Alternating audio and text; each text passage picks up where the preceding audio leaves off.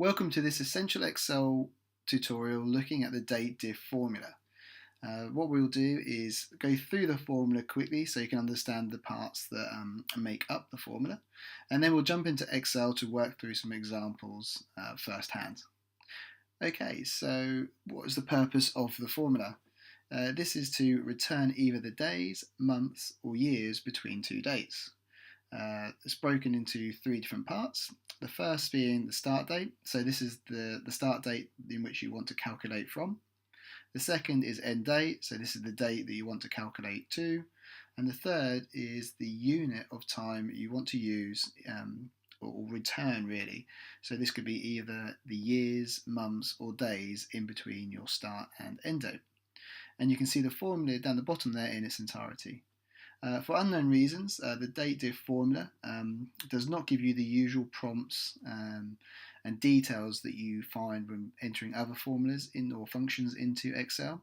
So normally when you start typing a formula and you open your first brackets, you'll be presented with a pop-up box that will show you the 3 or 4 or various different parts of that formula, and then obviously in bold where you are up to when entering the information required.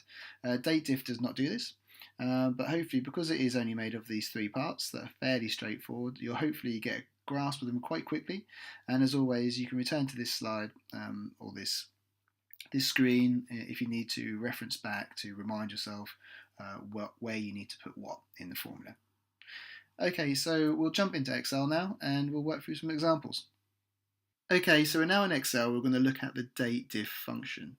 So there's a varying number of ways that you can use this formula, but ultimately it's going to tell us the duration between two dates. So what we've done in our example we have here is a table that consists of 6 rows or 6 different variations of the DATEDIF formula that you can use. The start date and the end date is all the same, but you can see the different units that we're able to enter into the formula to derive the different durations. And then we've captured some notes here on the right hand side in column E. So let's just go through those first. So from top to bottom we'll look at the different units and the note or the description for it. So the first one is Y. So this is going to give entering Y into the formula will give us the difference in complete years. Entering the unit of M will give us the difference in complete months. And D will give us the difference in days. So what is the days, months or years difference between the 1st of January 2019 to the 1st of February 2021? And that's what obviously these are the variations you have to enter to get those different durations between those two dates. So moving on from those, what's just the simple straightforward, we then have 3 other variations. So we've got MD. What gives us the difference in days but ignores the months and the years. So it will just look at the 1st of January and the 1st of February and say how many different days are between those two dates. It won't or those two days, should I say. So as you'll see when we do our example, obviously it'll give a completely different picture to the last one in row 4 for days. But it's just another variation that you can use if required. Another one is YM. So this is the difference in months, ignoring days and years. So again, this will just tell you what the difference is in the months between January and February. And the last unit we have is YD. So this is the difference in days ignoring years. So what is just the difference in days that we have there? Cool. So what we'll do is we'll quickly go and populate these so we can see that the results that come through from doing this. Okay, so what we're going to do is enter our formula. So to do that we do equals DATEDIF and open our brackets. And as we touched on earlier, we're not going to get our prompts that we normally get when entering a formula for the DATEDIF formula. But hopefully what we looked at earlier you can reference back to if needed, and there's only 3 pieces of information required for this: the start date, the end date and the unit we want to count. So hopefully it'll be fairly straightforward and you'll soon get a grasp of it. So the first part we need to enter in is our start date.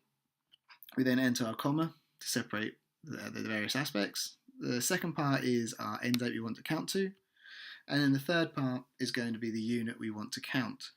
So what we can do here is we can either enter the unit with text, So we can enter, if it was a y, we can enter in quotations like this in closed brackets. Or alternatively, what I'm going to do for this example, just to make it a bit quicker to step through, is actually reference to cell C2, C2, because that's where it contains the text value that we want to use as our unit. It just makes it a lot quicker for running down here now.